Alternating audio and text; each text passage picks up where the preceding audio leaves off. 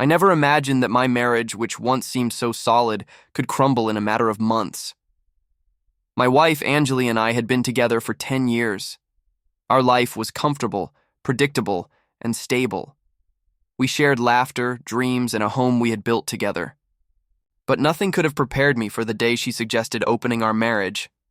It started innocently enough. One evening, over dinner, Anjali hesitated before speaking, her hands twisting nervously in her lap. "I've been thinking, maybe we could explore an open marriage," she said, her voice tentative. "It's not that I'm unhappy with you. I just think it could bring excitement, new experiences, growth." I was taken aback. I had always believed in monogamy. Loyalty, trust, and commitment were not just words for me. They were the foundation of a marriage. "No," I said firmly, shaking my head. "I can't do that. I'm committed to us, and I expect the same from you." Anjali looked disappointed, but she didn't argue. I thought the conversation was over, believing that my clear boundaries would protect our marriage. But I was wrong.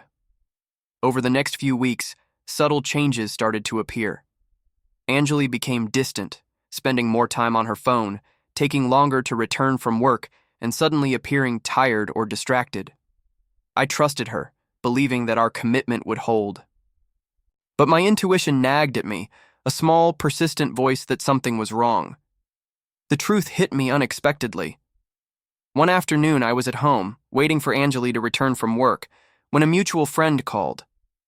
She hesitated before speaking, then said, "I think you should know. I saw Anjali with someone else.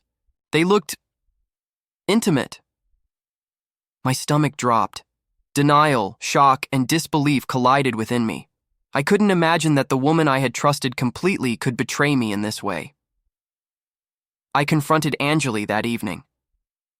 The conversation started, calmly but quickly escalated into a storm of accusations and tears. At first, she tried to justify her actions. "I was lonely. I thought you would understand eventually. It wasn't serious." But the evidence was undeniable. She had been having an affair with a coworker for months. In that moment, a mixture of anger, heartbreak, and clarity surged through me.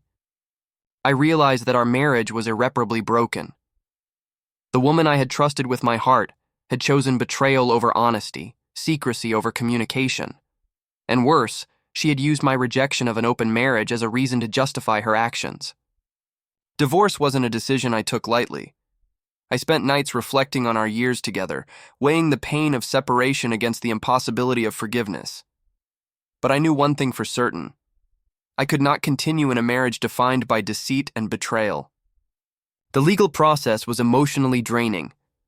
Sharing memories of a decade-long relationship with lawyers and documents, recounting moments that once felt sacred, was excruciating. Yet, amid the sadness, there was a sense of liberation. I was reclaiming my life, my dignity, and my right to trust and honesty in a relationship. After the divorce, life felt empty, but also hopeful. I moved into a smaller apartment, focusing on my career and rebuilding my social circle. Friends who had distanced themselves during the turmoil gradually returned, offering support and perspective. I learned to find happiness in solitude, in small joys, and in self-reflection. Anjali eventually tried to reconnect, claiming regret and asking for forgiveness.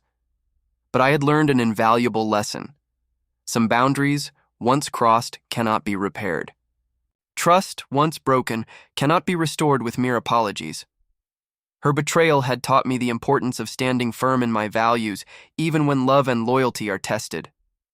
Months later, I reflected on the ordeal and realized that the proposal of an open marriage was less about freedom and more about testing my limits, perhaps even manipulating my response. My decision to say no preserved my integrity, even though it came at the cost of heartbreak and loss. It was a painful reminder that sometimes saying no is the most important act of self-respect.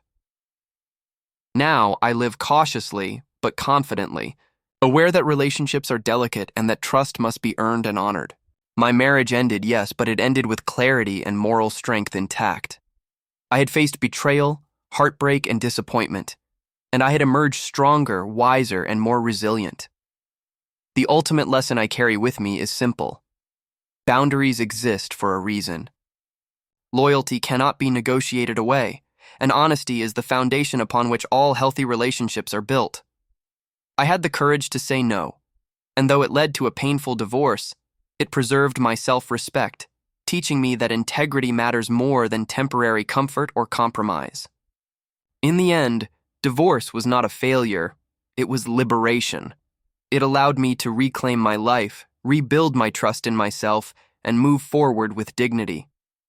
Anjali's betrayal hurt deeply, but it also revealed my strength, resilience, and unwavering commitment to the principles I hold dear.